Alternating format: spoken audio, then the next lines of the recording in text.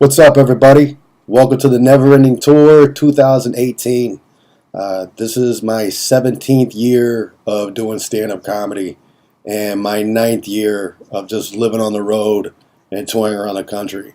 When I say living on the road, I mean exactly that. So I just pretty much crash on couches and futons and air mattresses, and I live most of my life out of hotels. These are all my hotel room key cards that I've got. You can actually tell a lot about a hotel from their key cards. For instance, if there's pizza on the room key, you're probably not staying in the nicest of places. And if it's Domino's, you should probably check for bed bugs because you're staying in a shithole. I actually took time to count my entire collection of hotel room key cards. To this day, I'm currently at 428. I actually have more hotel room key cards than I do money in my bank account. So basically, that's where I'm at. After 17 years of doing stand-up comedy and 9 years of living on the road. But it's 2018, it's a new year, and I'm trying to make it a good one. My main focus this year is to build up my following, because that's what this business is all about. Asses in seats. Like when you get booked for a show, the booker, the club owner, they're trying to make money too. It's show business. So if you're not putting asses in seats, then you're going to get phased out real quick. And the business is changing. Like social media has changed everything. Like back in 1987, The Tonight Show was a great credit. Back when there were 6 fucking channels and half the population was watching that show at that particular time. But now there's Netflix, now there's HBO, Showtime, Comedy Central, YouTube. People are getting their entertainment from a lot of different places now. So The Tonight Show might as well be a grain of sand on a fucking beach. I mean, don't get me wrong. Having TV credits does help. I mean, after as long as I've been doing comedy, I still don't have any. And it makes my job that much more difficult and frustrating. Want to hear the most annoying sound in the world? So you don't have any TV credits. So what I'm saying is, as much as TV credits do help, they don't necessarily account for asses and seats anymore. Like there's dudes out there with Comedy Central specials, and they're not drawing shit. Like you take the biggest comic in the world right now, and that's Kevin Hart. And he's selling out stadiums and arenas, and it's because he busted his ass and hustled. And now he's got a massive following. Just to give you an idea how hard Kevin Hart is killing it right now, on his Facebook page alone, he has over 23 million likes. But fuck you, because Pringles has 24 million. So that's what I'm saying. Like I could work my ass off my entire career, but I'll still never be more popular than a fucking potato chip. But seriously, there's nobody killing the game harder than Kevin Hart right now. Like on his Facebook page with 23 million likes, there's nobody even close. The next closest comic is Gabriel Iglesias with like 9 million. And out of all the avenues of social media, Facebook is actually his lowest one. On Twitter, he's got 35.1 million. And on Instagram, he's got over 55 million. He's crushing Pringles. And I think it's crazy when I hear other comics hating on this guy. I mean, if anything, you should be inspired by this dude. What he's accomplished in stand-up comedy is nothing less than phenomenal.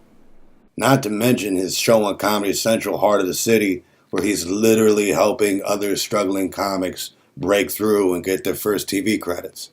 I don't see anybody else in this business doing that. And I'll tell you another comic that I was really inspired by is this kid named Ryan Davis.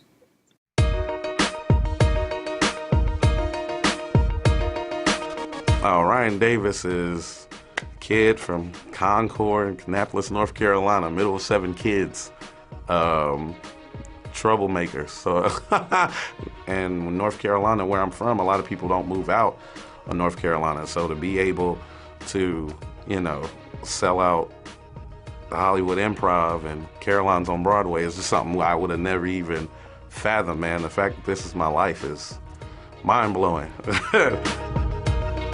I just got bored and made a video one day, and then it It didn't go viral, but it was really popular in my hometown, and then I kept making videos and ended up being a YouTube partner.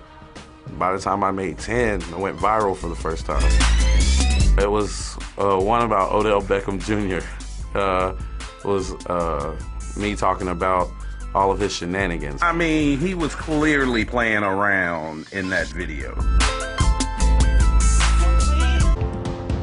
I went from opening for people to a national tour. I was doing shows for like $10. Someone made a mistake, made them like $25 and $35, and then the show sold out.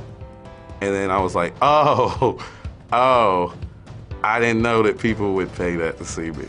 And then the national tour happened, and but it was actually a mistake. I had no idea. The only way that happens is because I have some of the greatest fans in the world, man. I mean, it's pretty amazing to see how much his following has grown in just the past year from making his videos. Like, I went to his fan page. He's got over 1 million likes on his page, and that is awesome. Great job, man. Ryan, I hope you're enjoying your tour. Keep killing it, buddy.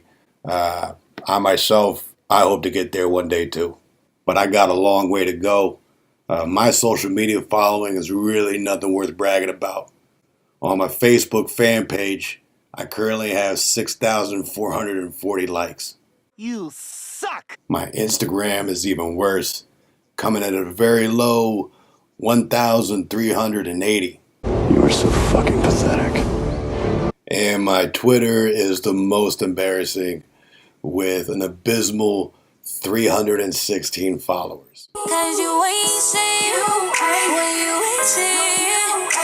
So yeah, I definitely got my work cut out for me. But I'm excited about this year. You know, like, I'm not trying to sell out stadiums.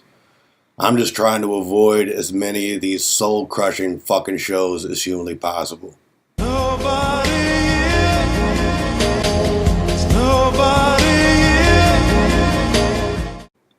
Seriously. Like, you have no idea how much it sucks. Like, it's a stand-up comedy. Like, I love comedy. After 17 years, it's still the best part of my day. But when I get to the show and it's 7 people, it's just the fucking worst, you know? So this isn't just me trying to get people to come to a show. Like, this is a fucking distress signal. Like, I'm Princess Leia, and anybody watching this is Obi-Wan Kenobi. Help me, Obi-Wan Kenobi. You're my only hope. So here's the thing.